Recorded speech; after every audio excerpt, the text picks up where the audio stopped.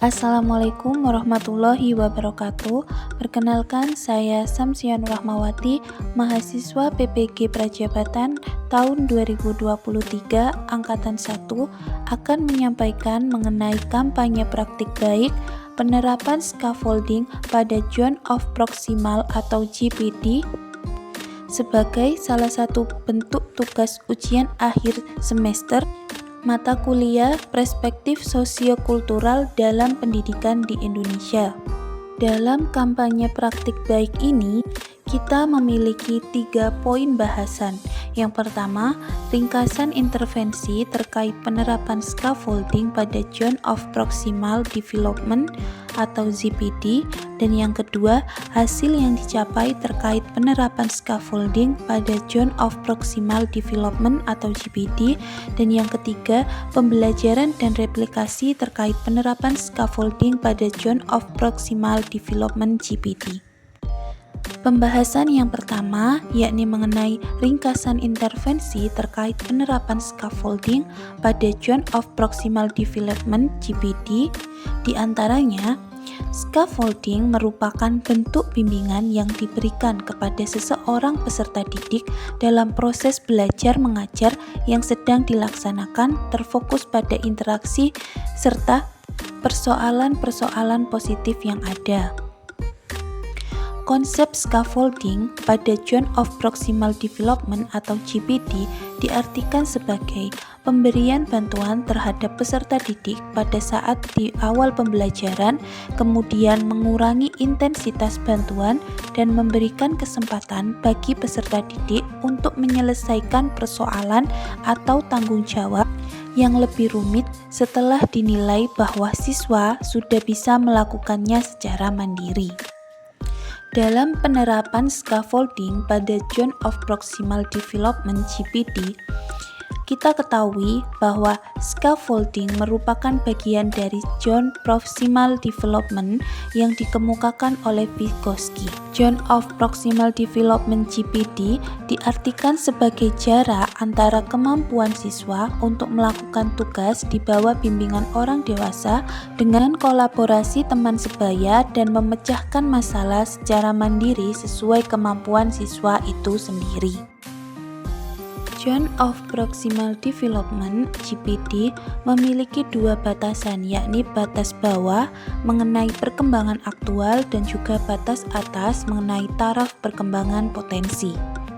Pada taraf perkembangan paling bawah dari Zone of Proximal Development ZPD adalah tingkat keahlian yang dimiliki peserta didik yang bisa bekerja secara mandiri atau dalam lingkup perkembangan aktual. Sedangkan batas atas adalah tingkat tanggung jawab tambahan yang dapat diterima oleh anak dengan bantuan seorang instruktur seperti guru ataupun teman sebaya.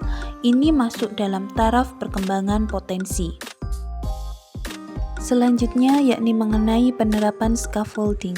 Scaffolding ini diterapkan di kelas 11-6 pada mata pelajaran sejarah dengan materi pergerakan kebangsaan menggunakan model pembelajaran Problem Based Learning atau PBL. Dalam penerapan scaffolding di kelas terdapat 8 langkah-langkah kegiatan pembelajaran yang harus dilakukan. Yang pertama yakni menjelaskan materi pembelajaran.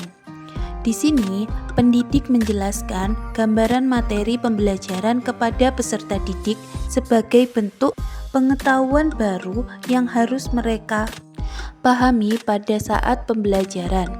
Yang kedua yakni menentukan Zone of Proximal Development ZPD yang dimiliki oleh peserta didik.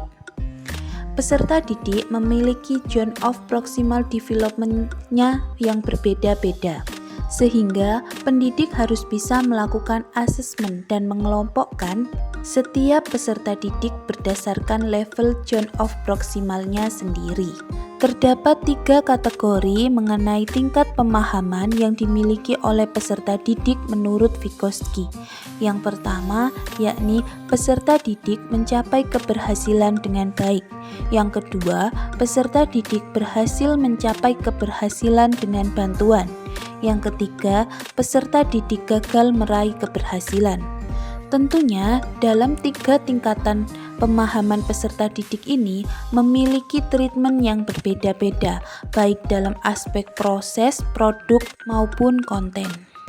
Selanjutnya, yang ketiga, mengorganisasikan peserta didik berdasarkan level zone of proximal development-nya. Guru membagi peserta didik berdasarkan level zone of proximal development-nya. Yang keempat, yakni memberikan persoalan atau penugasan sesuai dengan kelompok peserta didik. Yang kelima, mendorong peserta didik menyelesaikan persoalan atau penugasan yang telah diberikan. Yang keenam, memberikan bantuan berupa bimbingan, motivasi, serta instruksi kepada peserta didik untuk menyelesaikan tugas yang diberikan. Ketujuh, mengarahkan siswa untuk saling membantu, di mana siswa yang memiliki GPD tinggi membantu siswa dengan GPD rendah. Dan yang terakhir, memberikan simpulan di akhir pembelajaran mengenai pembelajaran yang sudah dipelajari. Selanjutnya, yakni mengenai hasil yang dicapai dari penerapan scaffolding pada pembelajaran di kelas. Di antaranya, 1. Memotivasi dan membangkitkan minat siswa dengan tugas belajar. 2. Menyederhanakan tugas belajar sehingga bisa lebih terkelola dan bisa tercapai oleh siswa. Ketiga, memberikan petunjuk untuk membantu anak fokus pada pencapaian tujuan. Yang keempat, secara jelas menunjukkan perbedaan antara pekerjaan anak dan solusi standar atau yang diharapkan.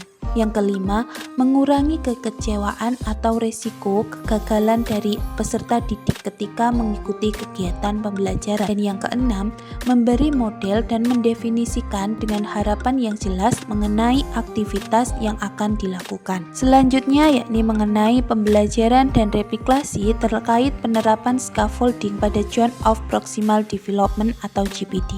Scaffolding pada zone of proximal development sangat penting dalam mengembangkan kemampuan yang dimiliki oleh siswa secara maksimal, sehingga siswa mencapai pemahaman yang lebih dalam. Guru sebagai seorang fasilitator membantu siswa mencapai tahapan yang lebih dalam tersebut dengan mengkelompokkan siswa berdasarkan tingkat pemahamannya atau level GPD-nya, hingga kegiatan pembelajaran yang dilakukan berpihak kepada peserta didik. Sekian pemaparan mengenai kampanye praktik baik penerapan scaffolding pada zone of proximal development GPD dari saya. Maaf apabila terdapat kesalahan kata, dan juga semoga ilmu yang kita dapatkan bisa bermanfaat.